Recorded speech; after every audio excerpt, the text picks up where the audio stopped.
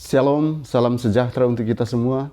Kembali kita bertemu dalam pembahasan pelajaran Sekolah Sabat untuk triwulan yang pertama di tahun 2023. Dan kita masuk pada pelajaran yang kedua dengan judul Perjanjian Allah dengan kita. Sebelum kita lanjut, saya mau ajak kita tunduk kepala, kita berdoa.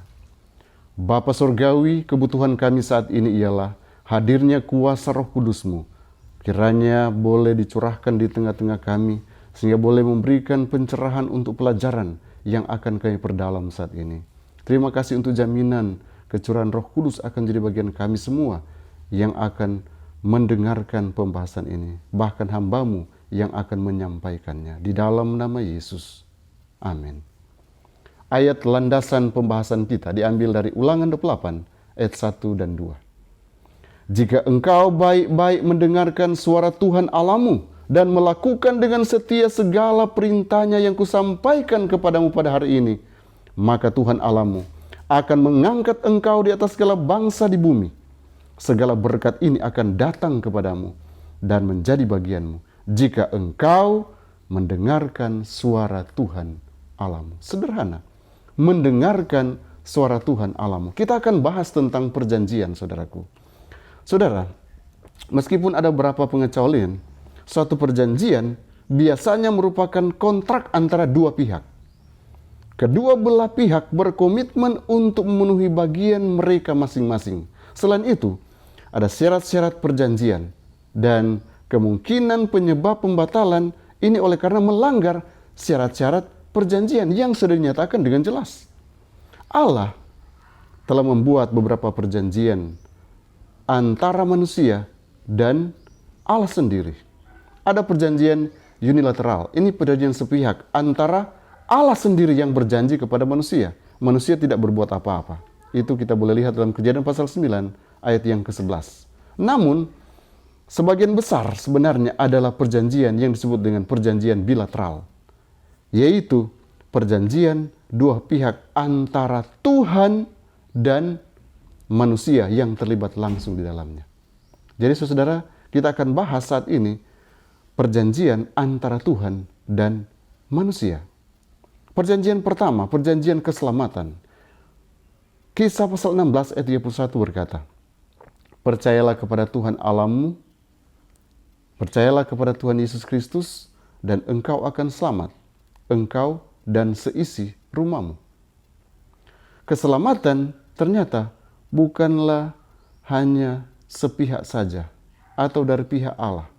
Tetapi dari ayat ini kita bisa temukan bahwa perjanjian ini bersifat bilateral, dua pihak. Kenapa dua pihak? Percayalah, itu adalah bagian kita. Bagian kita untuk percaya bahwa keselamatan akan diberikan kepada kita. Kemudian bagian Allah, engkau akan selamat. Nah, ini adalah perjanjian yang sederhana mungkin. Tidak ada ketentuan yang rumit atau sulit. Tujuan utamanya adalah Tuhan ingin memberikan kita hidup yang kekal. Namun saudaraku, ini bukanlah perjanjian yang ditandatangani sekali dan kemudian dilupakan. Matius 24 ayat 13, tetapi orang yang bertahan sampai pada kesudahannya akan selamat. Ingat baik-baik, bertahan sampai kesudahannya. Ketika Paulus akan meninggal, dia yakin bahwa dia telah memelihara imannya dan bahwa dia telah menerima mahkota kebenaran bersama semua orang yang merindukan kedatangannya. Itu Anda boleh baca dalam 2 Timotius pasal 4 ayat yang ke-6 sampai ayat yang ke-8. Dengan kata lain, dia sudah berusaha menjaga sedemikian rupa iman, keyakinannya, percayanya kepada Tuhan. Selanjutnya, dari pihak Tuhan yang nantinya akan mengaruniakan keselamatan. Kemudian, perjanjian berkat, Ulangan pasal 28 ayat yang kedua. Segala berkat ini akan datang kepadamu dan menjadi bagianmu. Apa syaratnya? Jika engkau mendengarkan suara Tuhan Allahmu. Jadi perjanjian yang dibuat oleh Allah dengan Israel mencakup banyak berkat. Anda boleh buka dalam Ulangan pasal 28 1-13, jelas dituliskan di sana. Diberkatilah kota tempat engkau tinggal. Diberkatilah anak-anakmu, diberkatilah penghasilanmu, diberkatilah alat pekerjaanmu, diberkatilah rumah tanggamu dan tempat yang engkau akan kunjungi. Engkau akan diberkati di antara musuhmu. Ini luar biasa, saudaraku. Bahkan diberkati pekerjaanmu. Dan ada beberapa syarat untuk kita menerima semua berkat ini. Apa syaratnya? Mendengarkan Tuhan Allahmu dan menuruti perintahnya. Kemudian ayat 9, hidup menurut kehendaknya. Ayat 14 dia tekankan, jadikan dia Allah sebagai satu-satunya Tuhan di dalam hidup kita. Jadi perjanjian kali ini dengan syarat mendengarkan suara Tuhan, menuruti perintahnya, hidup menurut kehendaknya, bahkan jadikan Tuhan sebagai satu-satunya tujuan hidupmu di dunia ini. Oh, saudaraku, berkat akan mengalir di tengah-tengah kita. Kemudian perjanjian hasil pertama, Amsal 3 ayat 9. Muliakanlah Tuhan dengan hartamu dan dengan hasil pertama dari segala penghasilanmu. Perjanjian hasil pertama berlangsung sebagai berikut kira-kira. Bagian kita, berikan Allah yang pertama dan yang terbaik. Bagian kita, ingat, berikan Allah yang pertama dan yang terbaik. Kalau memberkati yang sisa, hanya memberikan yang sisa, apakah Tuhan akan berikan yang terbaik bagi kita? Perjanjian ini mencakup hasil kerja kita, kasih sayang kita, waktu yang kita berikan. Ini mungkin terdengar tidak masuk di akal. Oleh karena jika kita memberikan yang pertama dan yang terbaik, maka yang sisa kita miliki. Dan mungkin akan semakin sedikit, bahkan mungkin buruk. Karena yang terbaik yang kita sudah berikan kepada Tuhan. Apakah demikian? Saudaraku, ini berbeda dengan mungkin yang kita alami di dunia ini. Kalau kita berikan semua yang terbaik, mungkin saja sisanya tinggal yang tidak baik. Tetapi beda dengan perjanjian kita dengan Allah. Mengapa? Allah mengundang kita untuk percayalah kepada Tuhan dengan segenap hati. Jangan bersandar pada pengertian kita sendiri. Selain berkat yang datang dari Tuhan, saudaraku, Alkitab juga penuh dengan nasihat untuk mengelola uang kita. Dan bahkan Tuhan akan berikan kita berkat-berkat yang luar biasa. Karena apa yang Tuhan percayakan kepada kita, kemudian kita berikan yang terbaik. Saya percaya Tuhan juga akan berikan yang terbaik untuk kita.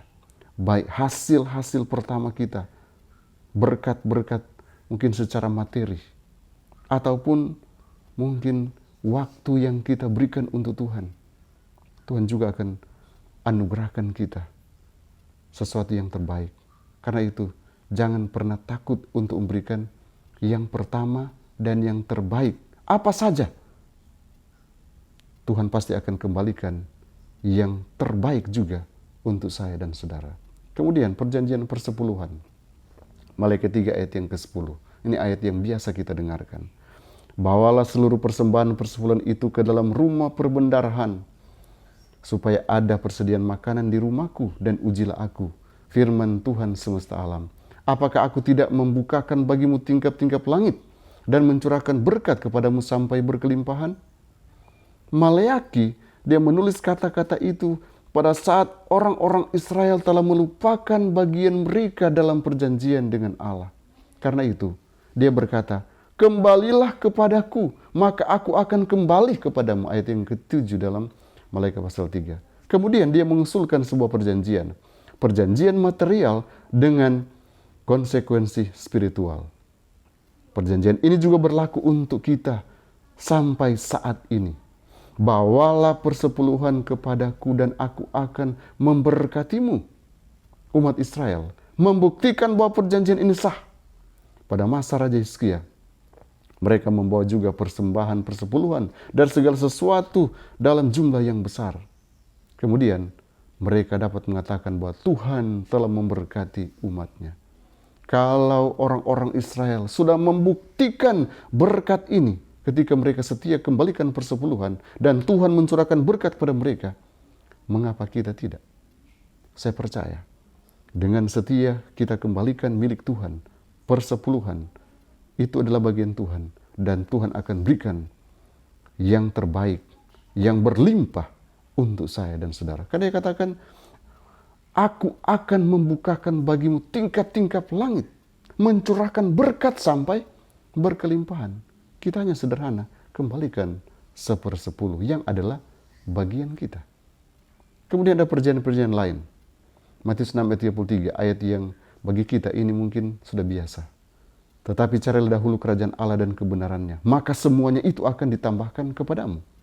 Yesus, dia perluas perjanjian hasil pertama yang diberikan kepada kita. Jika kita mendahulukan Allah, dia akan memberikan kita makanan, pakaian, dia akan memenuhi keperluan kita dan apa saja yang kita butuhkan. Ada perjanjian lain dalam Alkitab. Perjanjian damai sejahtera. Dan bagian kita hanya percaya kepada Allah dan merenungkan tentang Dia. Sedangkan bagian Allah, Allah akan berikan kita damai sejahtera.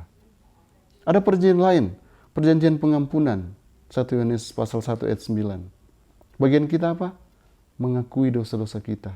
Bagian Allah, Allah akan mengampuni dosa kita dan membersihkan kita dari semua kejahatan. Bahkan ada juga perjanjian pemulihan dalam 2 Tawarik pasal 7 ayat 14. Bagian kita merendahkan diri kita, berdoa dengan sungguh-sungguh, mencari Tuhan, bertobat. Dan bagian Allah, Allah akan memulihkan negeri kita. Bahkan Allah akan memulihkan kita secara pribadi. Saudaraku, Tuhan selalu menawarkan dua pilihan kepada kita. Menurut dan menerima berkat, atau tidak menurut dan kehilangan berkat. Pilihan kehidupan supaya kita hidup, baik engkau dan keturunan. Kita mau pilih hidup atau mau pilih mati. Pena inspirasi dalam buku Testimonies for Ministers and Gospel Workers. Pena inspirasi berkata begini, Tuhan menganugerahkan karunia-Nya dengan limpah kepada kita. Dia, karena begitu besar kasih Allah akan dunia ini, sehingga Ia telah mengaruniakan anaknya yang tunggal, supaya setiap orang yang percaya kepadanya tidak binasa, melainkan beroleh hidup yang kekal. Setiap berkat yang kita miliki datang melalui Yesus Kristus yang sudah mati untuk kita. Maka tidakkah kita akan bangkit dan melakukan kewajiban kita terhadap Tuhan? Kepada siapa kita bergantung untuk hidup dan kesehatan dan untuk berkat yang Dia berikan kepada kita? Kita diyakinkan jika kita memberi keperbenaran Tuhan, kita akan menerima dari Dia. Saudaraku, saya percaya Tuhan akan melakukan yang terbaik untuk kita jika kita sudah melakukan bagian kita. Ketika kita memilih kehidupan, maka Tuhan akan berikan kita kehidupan yang kekal, kehidupan yang terbaik. Ketika kita memilih untuk menerima berkat-berkat Tuhan, itu berarti kita sedang menyatakan bahwa kita mau menuruti firman-Nya.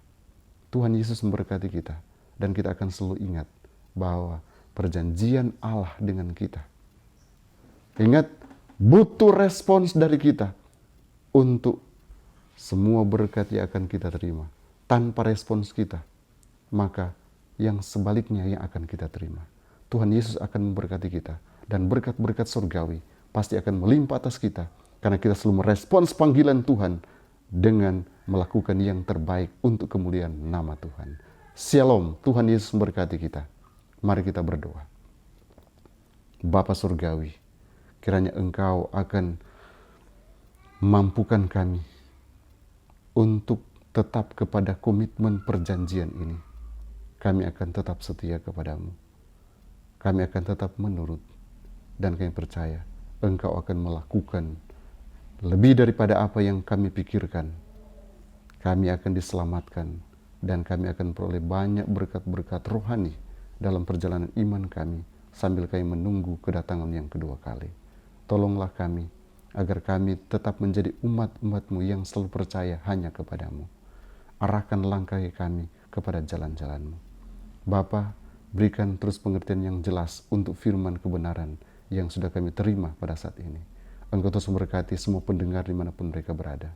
Biarlah mereka juga akan berkomitmen untuk tetap setia kepadamu sampai Engkau datang. Ini doa dan permohonan hamba-Mu memohon berkat-Mu tercurah atas kami dalam nama Yesus. Amin.